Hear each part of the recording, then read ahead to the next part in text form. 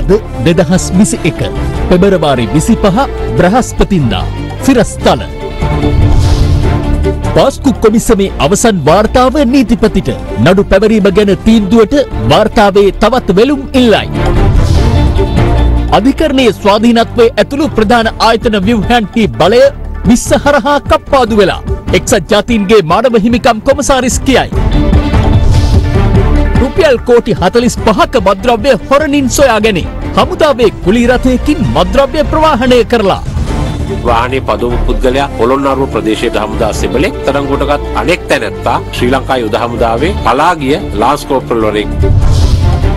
තවත් කොවිඩ් එන්නත් ලක්ෂ 5ක් කටුනායකින් දිවයිනට එන්නත් කරන්නේදී අදත් ගැටලු. මම ඔයා ගන්න බෑ කිව්වේ නෑනේ. වැරද්දක් කරා නම් මට මෙන්න කියන්න. ඉරේට රියා කිරාල් නම් එළියට ගහලා මෙතන පඩියන්න. Other Therana.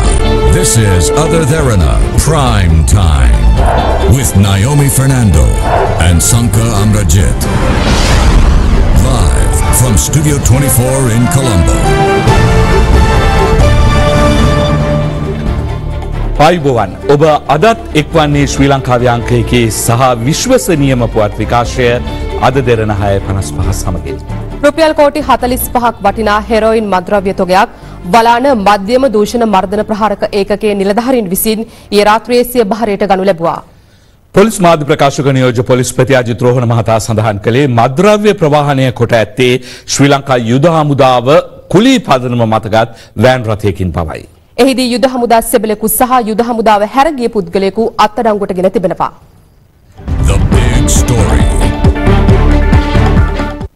මද්‍රව්‍ය තොගය ඊයේ රාත්‍රී හොරණ ප්‍රදේශයේදී සොයාගනු ලැබ ඇත්තේ ලැබුණු තොරතුරකට අනුව සිදු කරන ලද වැටලීමකදී. පොලිසිය පැවසුවේ වෑන් රථයක් පරීක්ෂා කිරීමේදී හෙරොයින් වර්ගයේ මද්‍රව්‍ය කිලෝග්‍රෑම් 45යි ග්‍රෑම් 376ක් සොයාගත් බවයි. එහිදී සැකකරුවන් දෙදෙනෙක් අත්අඩංගුවටගෙන ඇති අතර මද්‍රව්‍ය ප්‍රවාහනය කළ වාහනයද පොලිසිය සිය භාරයට ගනු ලැබුවා. මේක සාමාන්‍යයෙන් රුපියල් කෝටි 45කට විතර ආසන්න ප්‍රමාණයක් වෙනවා. මේ මද්‍රව්‍ය සැපයීම සිදු කරන ලද්දේ දැනට විදේශගතව සිට මද්‍රව්‍ය ජාලය මෙහෙවන බවට සැක කරන රුවන් චින්තක නැමැති වැලිගම මිදිගම ප්‍රදේශයේ පදිංචි 31 කැවිරිදි පුද්ගලයෙක්. මේ පුද්ගලයා හරක්කටා නමින් හඳුන්වන පුද්ගලයෙක්. මීට මාස කිහිපයකට පෙර ඉන්දියාවේදී මිය ගිය අංගොඩ ලොක්කා නැමැති අපරාධකරුවාගේ ගෝලයෙකු බවටයි අනාවරණය වෙන්නේ. පොලිසිය පවසන්නේ කුලී පදනම මතගත් යුද හමුදා වාහනයකින් මද්‍රව්‍ය ප්‍රවාහනය කොට ඇති බවයි. මේ වාහනේ පදවපු පුද්ගලයා පොළොන්නරුව ප්‍රදේශයේ පදිංචි යුද හමුදා සෙබලෙක්. ඒ වගේම අත්අඩංගුවටගත් අනෙක් තැනැත්තා ශ්‍රී ලංකා යුද හමුදාවේ පලා ගිය ලාන්ස් කෝප්‍රල්වරයෙක් බවට අනාවරණය වී තිබෙනවා. මේ වෑන් රථය ශ්‍රී ලංකා යුද හමුදාවේ පාලන රාජකාරීන් සඳහා කුලී ගෙවීමේ පදනම මත ලබාගත් සිවිල් වෑන් රථයක්. එය භාවිතා කරමින් තමයි මද්‍රව්‍ය ප්‍රවාහන කටයුතු වලට සම්බන්ධ වෙලා තියෙන්නේ. මෙම සිදුවීම සම්බන්ධව දැනගත් වහාම යුද හමුදාධිපතිතුමා විසින් නියෝග කරනු ලැබුවා. ඒ පිළිබඳව පරීක්ෂණ ආරම්භ කරන ලෙසත් ඒ පරීක්ෂණ මගින් සනාථ වන කරුණු අනුව එහා සම්බන්ධ වූ පුද්ගලයාට දිය හැකි උපරිම දඬුවම පවතින නීති රෙගුලාසි අනුව ලබා දීමට කටයුතු කරන ලෙසත්. මේ අතර පොලිස් විශේෂකාර්ය බලකාය අද වත්තල නගර මැදේ මද්‍රව්‍ය ජාවාරමක් වැටලීමට යාමේදී සැකකරුවෙකු පලා ගිය මොටර රථයකට වෙඩි තබා තිබෙනවා. කාර් එකයි මේ වෑන් එකයි ආවා. කාර් එකට වෙඩි තිබ්බා. මේ ගයි වැදින මෙතන තියෙන ගයි. අපිට අත නෝනා ඊට පස්සේ රිවර්ස් කරලා ආපහු අරන් යනකොට තමයි වෑන් එකේ කටිය වෙඩි තිබ්බේ. පසුව මොටර රථය කැලණිය වනවාසල ප්‍රදේශයේදී අත්හැර දමා ගොස් තිබියදී සොයා ගැනුණා. කෙසේ වෙතත් වැටලීමේදී කාන්තාවක් ඇතුළු සැකකරුවන් සිව් දෙනෙකු අත්අඩංගුවටගෙන ඇති අතර පලා ගොස් ඇත්තේ මද්‍රව්‍ය ජාවාරම් වලට සම්බන්ධ නේවිරුවන් නැමැත්තෙක් බවට සැක කෙරෙනවා. පසුගිය වර්ෂය තුල පමණක් මද්‍රව්‍ය සම්බන්ධයෙන් සැකකරුවන් 61550ක් ශ්‍රී ලංකා පොලිසිය විශේෂ කාර්ය බලකාය මද්‍රව්‍ය විනාශක කාර්යාංශය පානදුර වලාන දූෂණ මර්දන කොට්ටාශය ඇතුළු ආයතන විසින් අත්අඩංගුවටගෙන තිබෙනවා. පාස්කු ඉරුදින එල්ල වූ ත්‍රස්ත ප්‍රහාරයට හිටපු ජනාධිපති මෛත්‍රීපාල සිරිසේන සහ හිටපු අග්‍රාමාත්‍ය රනිල් වික්‍රමසිංහ ප්‍රමුඛ රජය වගකිව යුතු බව ප්‍රහාරය සම්බන්ධයෙන් විමර්ශනය කළ ජනාධිපති කොමිසම සිය වාර්තාව අවසානයේ විධායක සාරාංශයේ දක්වා තිබෙනවා. එම වාර්තාවේ වැඩිදුරටත් දැක්වෙන්නේ 2015-2019 කාලවකවානුව තුළ මෙරට තුළ පැවති අකර්මණ්‍ය වූ රජය සහරාන් හෂීම් ඇතුළු ත්‍රස්ත කණ්ඩායමට ප්‍රහාරයක් එල්ල කිරීමට අනගිතම අවස්ථාවක් උදා කර ඇති බවයි. පාස්කු ඉරුදින ත්‍රස්ත ප්‍රහාරය පිළිබඳ විමර්ශනය කළ ජනාධිපති කොමිසමේ අවසන් වාර්තාවේ 24 වන පරිච්ඡේදයේ වෙන්ව ඇත්තේ අකර්මණ්‍ය වූ රාජ්‍ය නැමැති ශීර්ෂයේ ඔස්සේ කරුණු සාකච්ඡා කිරීමටයි. එහි දැක්වෙන්නේ ඕනෑම රජයක් සෑම විටම ජාතික ආරක්ෂාව ප්‍රමුඛත්වයේ හිලා සැලකිය යුතු වුවද 2015-2019 කාල වකවානුව තුළ එවැනි තත්ත්වයක් රට තුළ නොපැවති බව කනගාටුවෙන් නුවද පැවසිය යුතු බවයි. මුස්ලිම් දේශපාලන පක්ෂ විසින් මෙම රජය පිහිටුවීමේදී හා පවත්වාගෙන යාමේදී නිරූපණය කළ වැදගත් භූමිකාව හේතුවෙන් ඉස්ලාම් අන්තවාදී තර්ජනය කෙරෙහි රජයේ ප්‍රතිචාරය අකර්මණ්‍ය තත්ත්වයකට පත්ව තිබූ බව ජනාධිපති කොමිසමේ අවසන් වාර්තාවේ සඳහන්. හිටපු හමුදාපති ක්‍රිෂාන්ත ද සිල්වා මහතා ලබා දුන් සාක්ෂියක් දක්වමින් ජනාධිපති කොමිසම පෙන්වා දෙන්නේ නැගෙනහිර පළාතේ හිස ඔසවමින් පැවති ඉස්ලාම් අන්තවාදය පිළිබඳ බුද්ධි අංශ ජාතික ආරක්ෂක කවුන්සිලයේ කරුණු දක්වූ අවස්ථාවක හිටපු අග්‍රාමාත්‍ය රනිල් වික්‍රමසිංහ මහතා නෑ එහෙම වෙන්න බෑ යනුවෙන් පවසමින් රට තුළ අන්තවාදය වර්ධනය වෙමින් පැවති බව ප්‍රතික්ෂේප කර ඇති බවයි. එමෙන්ම අපරාධ පරීක්ෂණ දෙපාර්තමේන්තුවේ හිටපු අධ්‍යක්ෂ ශානි අබේසේකර මහතා ජනාධිපති කොමිසම වෙත ලබා දුන් සාක්ෂියක් උපුටා දක්වමින් ජනාධිපති කොමිසම පෙන්වා දී ඇත්තේ වනාතවිල්ලුව පුපුරන ද්‍රව්‍ය සොයා ගැනීමෙන් පසු 2019 මාර්තු මාස දිනක එවක අපරාධ පරීක්ෂණ දෙපාර්තමේන්තුව භාරව සිටි ජ්‍යෙෂ්ඨ නියෝජ්‍ය පොලිස්පති රවි සෙනවිරත්න මහතා සහ අධ්‍යක්ෂකව සිටි ශානි අබේසේකර මහතා ජනාධිපති මෛත්‍රීපාල සිරිසේන මහතා හමු වී ජාතික ආරක්ෂාවට තර්ජනයක් ඇති බවට දැනුම් දී තිබුණද එහිදී හිටපු ජනාධිපති මෛත්‍රීපාල සිරිසේන මහතා කිසිදු විශේෂිත මාර්ගෝපදේශයක් ලබා දී නොමැති බවයි. 2018 ඔක්තෝබර් මාස සිදු වූ සිද්ධීන් හේතුවෙන් ජාතික ආරක්ෂාවට සිදු වූ බලපෑම ඉතා බරපතල බව සිය වාර්තාව තුළ පෙන්වා දෙන ජනාධිපති කොමිසම එය කෙතරම් බරපතල වීදයත් පාස්කු ඉරු දින ත්‍රස්ත ප්‍රහාරයෙන් අනතුරුව ජාතික ආරක්ෂක කවුන්සිලයක් කැඳවීමට අවශ්‍ය වූ නමුත් එම රැස්වීමටද සහභාගී නොවන ලෙස හිටපු ජනාධිපතිවරයා විසින් ජනාධිපති ලේකම්වරයාට සහ ආරක්ෂක ලේකම්වරයාට දන්වා තිබූ බව ජනාධිපති කොමිසමේ අවසන් වාර්තාවේ සඳහන්. එසේම ඉස්ලාම් අන්තවාදී තර්ජනය සම්බන්ධයෙන් රජයේ පාර්ශවයෙන් ඒකාබද්ධ ප්‍රවේශයක් නොමැතිවීම බුද්ධි අංශවල ක්‍රියාකාරීත්වයට බලපෑම් එල්ල කර තිබූ අතර ඒ තුළ බුද්ධි අංශ අතර තරඟයක් නිර්මාණය වීම හා ජාතික ආරක්ෂාව කෙරෙහිද බරපතල අහිතකර තත්ත්වයක් උද්ගත කර ඇති බව ජනාධිපති කොමිසම පවසනවා. එහි වැඩිදුරටත් දැක්වෙන්නේ අපරීක්ෂාකාරීව අනතුරක් වළක්වා ගැනීම පිළිබඳ උනන්දුවකින් කටයුතු නොකිරීම මත මෙකි ඛේදනීය ප්‍රහාරය වළක්වා ගැනීමට තිබූ අවස්ථා 8ක් බලධාරීන් නීතිය ක්‍රියාත්මක කරන අංශ සහ සිවිල් වැසියන් දෙදෙනෙකුගෙන් ගිලිහි ගොස් ඇති බවයි. එබැවින් මෙම කරුණු සලකා බැලීමේදී අකර්මණ්‍ය වූ රජය සහරාන් හෂීම් ඇතුළු ත්‍රස්තයන්ට ප්‍රහාරයක් එල්ල කිරීමට ලද අනගීතම අවස්ථාවක් බව ජනාධිපති කොමිසම සිය අවසන් වාර්තාවෙන් නිගමනය කර තිබෙනවා. පාස්කු ඉරු දින ත්‍රස්ත ප්‍රහාරයට හිටපු ජනාධිපති මෛත්‍රීපාල සිරිසේන සහ හිටපු අග්‍රාමාත්‍ය රනිල් වික්‍රමසිංහ ප්‍රමුඛ රජය වගකිව යුතු බව ජනාධිපති කොමිසමේ විධායක සාරාංශයේ සඳහන්. එසේම පාස්කු ඉරු දින ත්‍රස්ත ප්‍රහාරය වැළැක්වීමට රජය සහ එහි නිලධාරීන් අපොහොසත් වීම රටේ රාජ්‍ය පරිපාලනය සහ නීතිය ක්‍රියාත්මක කිරීම පිළිබඳ ආයතන විසින් මෙතෙක් වාර්තා කරන ලද විශාලතම අත්වැරදීම බව ජනාධිපති කොමිසමේ නිගමනයයි. ඒ අනුව ජාතික ආරක්ෂාව සම්බන්ධයෙන් ආරක්ෂක ප්‍රතිපත්තියක් කෙටුම්පත් කර සම්මත කර ගැනීමට යෝජනා කර ඇති ජනාධිපති කොමිසම එවැනි ප්‍රතිපත්තියක් ක්‍රියාත්මක කිරීමට ව්‍යවස්ථාමය ප්‍රතිපත්ති සැකසීමටද යෝජනා කර තිබෙනවා. පාස්කු ප්‍රහාරය පිළිබඳ විමර්ශනය කරන ලද ජනාධිපති කොමිසමේ නිර්දේශ ඇතුළත් අවසන් වාර්තාව සම්බන්ධයෙන් ගවේෂණාත්මක වාර්තාකරණයක නිරත වන අද දින හෙට රාත්‍රී 6:55 ප්‍රධාන ප්‍රවෘත්ති විකාශය තුළින්ද තොරතුරුගෙන ඒවට සූදානම්. පාස්කු කොමිසමේ අවසන් වාර්තාවේ නිර්දේශ සම්බන්ධයෙන් ශ්‍රී ලංකා නිදහස් පක්ෂයේ නිල ප්‍රකාශය අද රාත්‍රියේ සිදු කරන බව එම පක්ෂයේ ජ්‍යෙෂ්ඨ උපසභාපති මහාචාර්ය රෝහණ ලක්ෂ්මන් පියදාස මහතා පවසනවා. පාස්කු කොමිසමේ අවසන් වාර්තාවෙන් හිටපු ජනාධිපති මෛත්‍රීපාල සිරිසේන මහතාට අපරාධ චෝදනා ගොනු කරන ලෙසට කර ඇති නිර්දේශය සම්බන්ධයෙන් ශ්‍රී ලංකා නිදහස් පක්ෂ මධ්‍යම කාරක සභාව ඊයේ රැස්ව සාකච්ඡා කළ අතර ඒ අනුව නීතිඥ අදහස් ලබා ගැනීමටද තීරණය කෙරුණා. මේ පිළිබඳ තවදුරටත් සාකච්ඡා කිරීමට එම පක්ෂයේ විධායක සභාව මේ වන විට රැස්ව සිටිනවා.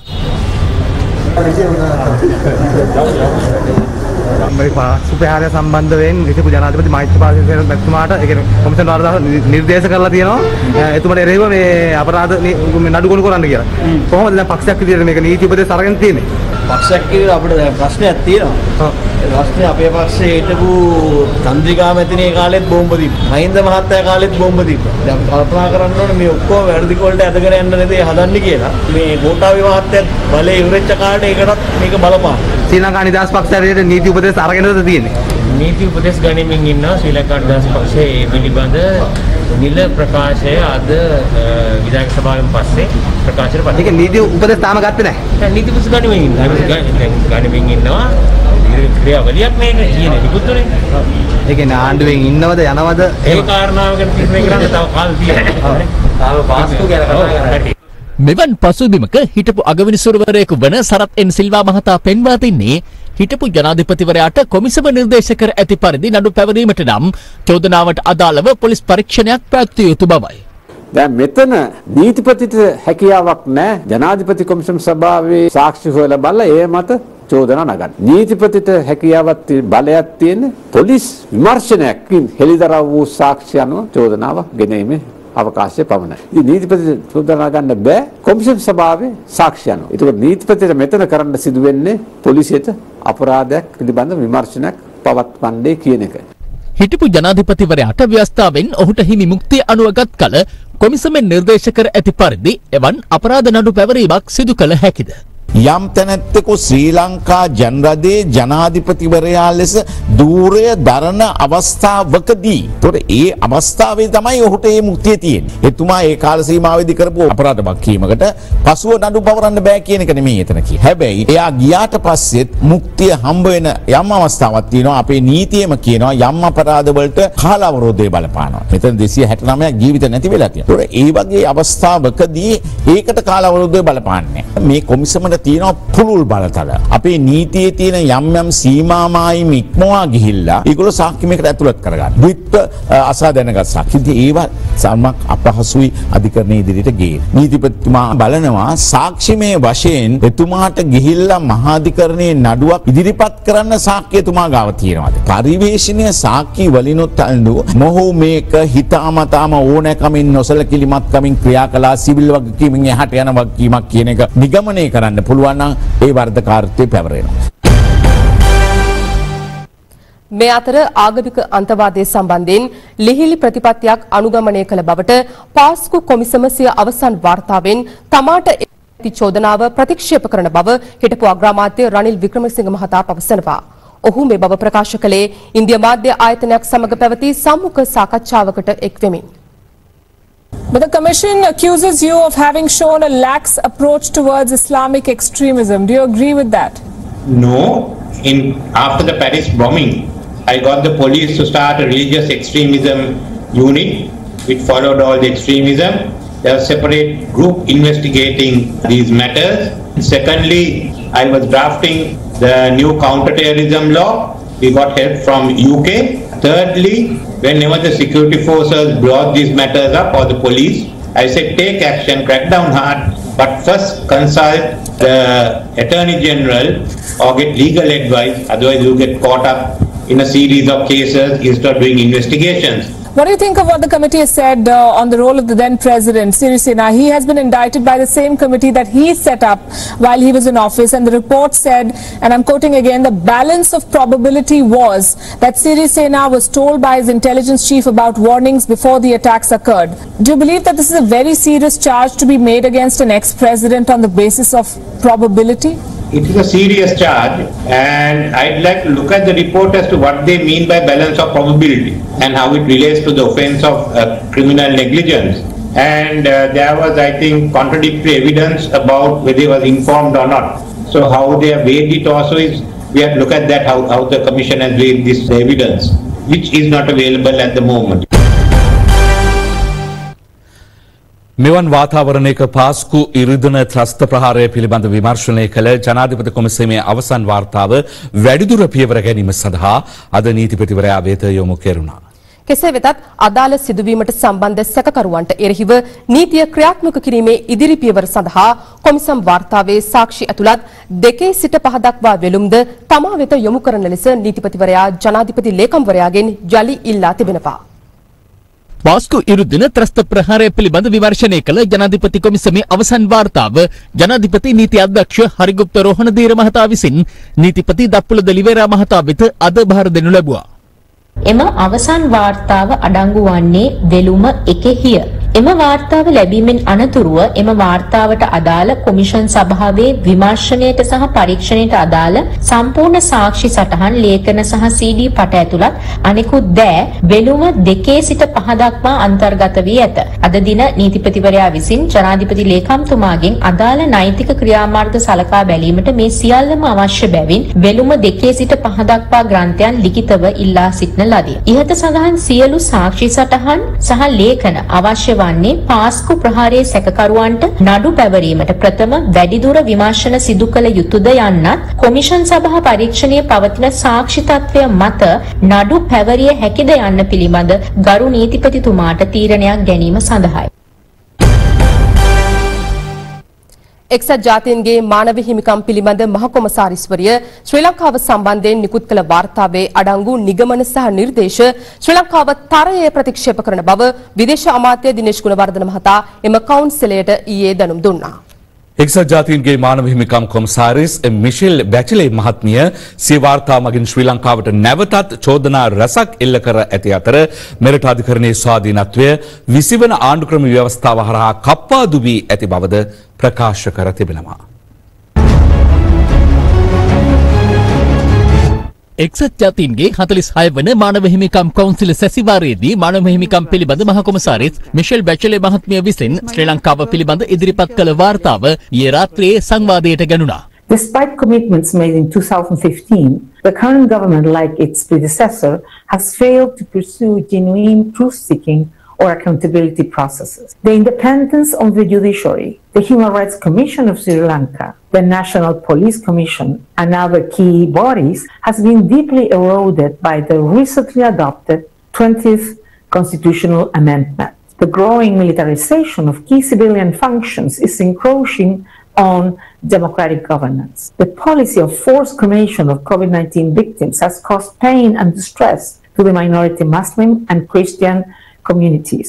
මානව හිමිකම් පිළිබඳ මහකොමසාරිස්වරිය ඉදිරිපත් කළ වාර්තාව විදේශ අමාත්‍ය දිනේෂ් ගුණවර්ධන මහතා සම්පූර්ණයෙන් ප්‍රතික්ෂේප කරනු ලැබුවා.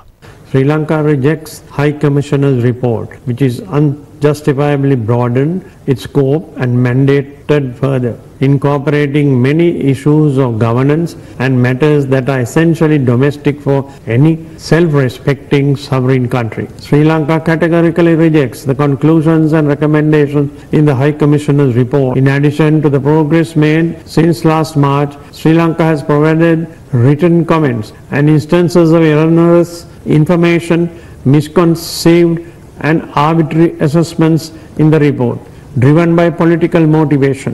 Sri Lanka calls upon the members of this council that any resolution which is based on this report be rejected by the council and be brought to a closure.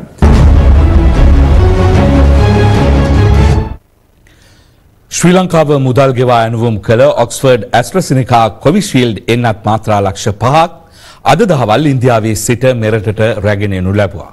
කෙසේ වෙතත් එන්නත් කරන වැඩසටහන දියත් කෙරුණු ඇතැම් මධ්‍යස්ථානවල අද දිනේත් ගැටලු මතුවී තිබූ අයුරු දක්නට ලැබුණා.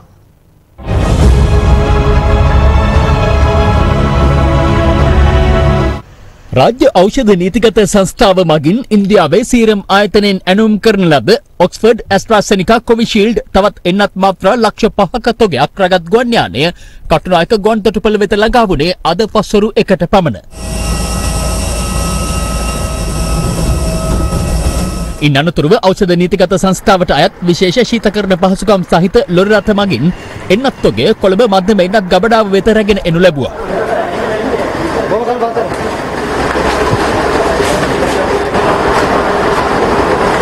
මෙම එන්නත් මිලදී ගැනීම සඳහා ශ්‍රී ලංකා රජය රුපියල් මිලියන 510ක මුදලක් වැය කරා. ඒ වගේම අප බලාපොරොත්තු වෙනවා තව සතියක පමණ කාලයක් ඇතුළත ලෝක සෞඛ්‍ය සංවිධානයේ කොවැක්ස් වැඩපිළිවෙල ඔස්සේ ලැබෙන පළවෙනි එන්නත් මාත්‍රා තොගයත් අපේ රටට ලැබෙයි කියන විශ්වාසය අපේ තියෙනවා. ඒ වාර අමාත්‍යමිය චෝදනාවක් එල්ල වුණා නිසි පරිපාලනයකට නෙවෙයි නිලධාරීන්ට අවශ්‍ය විදිහට මේක කිසි ප්‍රගතියක් නැතුව වැඩ වෙනවා කියලා එතුමියක් චෝදනා කරා. මම හිතන්නේ එතුමියට එimhe අත්දැකීමක් තියෙනවා නම් ඒ පිළිබඳ එතුමිය කරුණු පැහැදිලි කරන එක තමයි තමයි හොඳ. කම්පහත් කොළඹ දිස්ත්‍රික්කයේ කොළඹ මහනගර සභා සීමාව තුලත් නිසා අපිට මේ එන්නත්ව බෙදා දීම පිට පළාත් වලට සිදු වෙන්නේ නැහැ. මේ අවස්ථාවේදී ක්‍රමක්‍රමයෙන් මේ රටේ ඉන්න සියලුම ජනතාවට එන්නත් ලබා දීමට කටයුතු කරනවා. ඒකට ලබා දෙන කල කලබල නොවි තමුන්ගේ දිසි ස්ථානයේ ලැබෙන කල ඉන්න කියලා අපි ඉල්ලා හිටිනවා. AstraZeneca එන්නත ඊයේ දිනේ වන විට පුද්ගලයන් 3,78,603 දෙනෙකුට ලබා දී තිබූ අතර අද දිනේ අලුත් කඩේ ශ්‍රේෂ්ඨාධිකරණ පරිශ්‍රයේදී අධිකරණ විනිසුරුවරුන්ට සහ එහි කාර්ය මණ්ඩලයටද ලබා දීම සිදු කෙරුණා. වෛරසය වැළඳීමේ වැඩි අවදානමක් ඇති කොළඹ ප්‍රදේශවල ජනතාව වෙත එන්නත ලබා දීමද ස්ථාන කිහිපයකදීම සිදු කළා. කෙසේ වෙතත් මාළඹේ නෙවිල් ප්‍රනාන්දු ශික්ෂණ රෝහලේදී අද දියත් කෙරුණු එන්නත් කරන වැඩසටහනේ ගැටලු මතුවුණා. රෝහලින් අපිට දැනුම් දුන්නා රෝහලේ සේවකයන්ගේ පවුල්වල අයටත් එන්නත ලබා දෙන බවට. එසේ දැනුම් දී තිබියදී මේ සේවකයන්ගේ පවුල්වල සමාජිකයන් හැමදෙනාම දුර බැහැර ගෙවාගෙන මෙහි පැමිණියා. මේ පැමිණෙනකොට ඊයේ දවසේ ඇතුළත මේ පරිපාලනය විසින් සිදු කර තියෙන්නේ විවිධ දේශපාලන බලධාරීන්ගේ හිතවතුන් පිරිසකට එන්නත් මාත්‍රාවන් සියල්ල ලබා දීලා ඒ එන්නත් ටික ඉවර කරලා තියෙනවා. ඒ අනුව මෙම සිද්ධියට විරෝධය පළ කරමින් වෛද්‍යවරුන් සහ රෝහල් කාර්ය මණ්ඩලය රෝගී සත්කාර සේවාවලින් ඉවත් වී වැඩ වර්ජනයක් ආරම්භ කළා. වැරද්දක් කරා නම් මට මෙන්න කියන්න.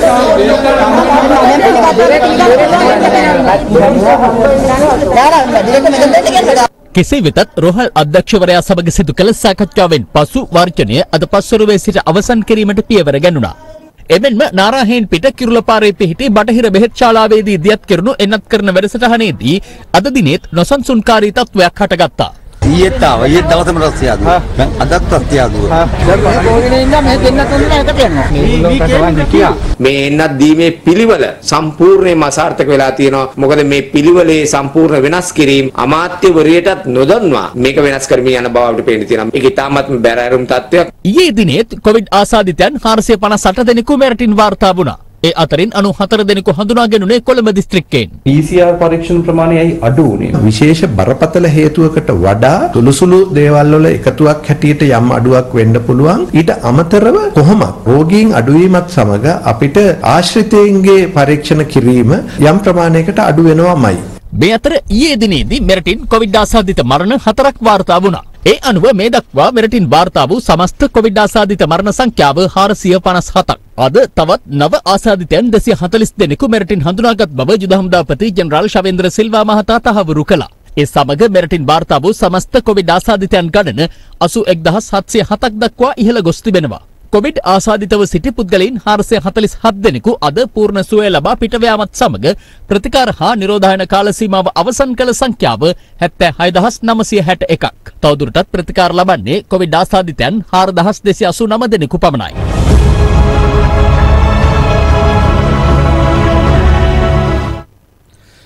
වර්තමානයේදී රට ගමන් කරන දිශාව සම්බන්ධයෙන් සතුටු විය නොහැකි බව පූජ්‍ය මුරුත්තෙට්ටුවේ ආනන්ද හිමියන් පවසනවා. අද පස්වරුවේ නාරහෙන් පිට අභයාරාමයේ පැවති උත්සවයක් අමතමින් උන්වහන්සේ මෙම අදහස් පළ කළා. නාරහෙන් පිට අභයාරාමාධිපති පූජ්‍ය මුරුත්තෙට්ටුවේ ආනන්ද හිමි විසින් රචිත හෙළ වෙදකමේ යටගියාව ග්‍රන්ථය අද පස්වරුවේ ජනාධිපති ලේකම් කාර්යාලයේදී ජනාධිපති ගෝඨාභය රාජපක්ෂ මහතාට පිරිනැමුණා. ශ්‍රී ලංකාවේ ඉපැරණි හෙළ වෙදකම එහි ස්වර්ණමය යුග සහ වටිනාකම් පිළිබඳ වැදගත් තොරතුරු රාශියක් කෘතියෙහි අන්තර්ගතයි.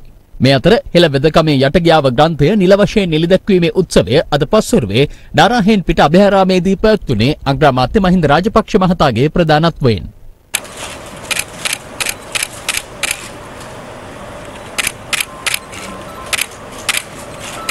අද රට යන අත ගැන පොඩ්ඩක් මං හිතනවා ඔබතුමාට මං හැමදාම බලන්න කියනවා. පක්ෂ නායකයෝ එකතු වුණා යෙමි. මේ රට මෙහෙම යන්න දෙන්න බෑ අගමැතිතුමනි. දැන් සමහරව කියනවා දැන් ඉතින් අගමැතිතුමා බස් එකකින් බැහැලා ඉන්නේ. ඒ නිසා අපි කියනවා අපි නැවතවර බස් එකේ නගගෙන ගිහිල්ලා අපි මේ රට ගොඩ ගන්නට මේ රට වෙලාදී කවදාකවත් අපේ ගෝඨාභය ජනාධිපතිතුමා විරුද්ධ වෙන්නේ නැහැ කවදාකවත්. ඔබතුමා පෙරමුණ ගත්තේතුමා කවදාකවත් විරුද්ධ වෙන්නේ නැහැ. ඒ නිසා අපට අවශ්‍යකම තිබෙන්නේ මේ රටේ පහළ වෙච්ච හොඳම ආණ්ඩුව ගෝඨාභය ජනාධිපතිතුමාගේ නායකත්වයෙන් ආණ්ඩුව කියන එක අපි අරට හඟවන්නට ඕනේ. හිටපු ආණ්ඩුව වලට ඔක්කොටම අපි බැන්නා. බැනලා තමයි මේ ආණ්ඩුව ගෙනාවේ. ලංකා ඉතිහාසයේ ලක්ෂයකට රැකියාවක් දුන්න ආණ්ඩුවක් කොහෙද තියෙන්නේ? අවුරුද්දයි මාස 3යි. අපි බයිනවා ඒ ආණ්ඩුවට. මං අහන්නේ එතකොට සර් ෆේල්ද MCC ගිවිසුම අත්සන් කරන්නේ නැහැ කියලා කියපු ආණ්ඩුවට බනින්න පුළුවන්ද? නැගෙනහිර ජැටිය ජනතා අදහස් වලට කන් දෙමින් විකුණන්නේ නැහැ කියලා කියපු ආණ්ඩුවට බනින්න පුළුවන්ද අපිට? ගරු අග්‍රාමාත්‍යතුමනි, සමහර රටවල් මිනිස්සුන්ට පඩි දුන්නේ නැහැ. ට්‍රිලියන 15ක් 18ක් අතර ණයකාර රටක් තාම පඩි කැපුවෙත් නැහැ, නොදී හිටියෙත් නැහැ. ඒක කොහොමද ෆේල් වෙන්නේ? තමා අධිකරණ අමාත්‍ය දුරය දරන කාලය තුල විහාර හා දේවාලගම් පනත අහෝසි කිරීමට හෝ එහි සංශෝධනයක් කිරීමට කිසිසේත්ම බලාපොරොත්තු නොවන බව අධිකරණ අමාත්‍ය අලි සබ්රි මහතා අද අවධාරණය කළා. කොළඹ පැවති මාධ්‍ය හමුවකදී අමාත්‍යවරයා වැඩිදුරටත් කියා සිටියේ බුර්කාවෙන් මුහුණු ආවරණය තහනම් කිරීම සහ මුස්ලිම් විවාහ නීතිය සංශෝධනය කිරීම සඳහාද දැනටමත් පියවරගෙන ඇති බවයි. නොවැම්බර් වෙනකොට මුස්ලිම් නීතිය සංශෝධනය කිරීම සඳහා කැබිනට් මණ්ඩලයට පත් කරලා තියෙනවා. හැබැයි ඒකේ අපි පැහැදිලිවම කියලා තියෙනවා සමාජයේ කතිකාවට ලකුණු දේවල්. අවුරුදු 18 අවම වයස හැටියට අපි යෝජනා කළා. කාන්තාවත් අත්සන් කළ යුතුයි කියන එක අපි යෝජනා කළා. කාන්තාවන්ටත් ඒ පිරිමින්ට තියෙන අයිතිවාසිකම් අයිතිවාසිකම් දබා යුතුයි කියලා අපි යෝජනා කළා. ඊට පස්සේ ඒක කැබිනට් මණ්ඩලයට ගියාම තවදුරටත් සාකච්ඡා කරන්න පුළුවන්. එම නිසා මුස්ලිම් නීතිය පිළිබඳව අපි ගත යුතු දේවල් හැම කළා. ඒ අරුණම පොදු ස්ථානවල මුහුණ ආවරණය කිරීම නොකළ යුතුයි කියන එක. අපි ඒක අපි එක ප්‍රජාවක් ඉලක්ක කරගෙන නෙවෙයි.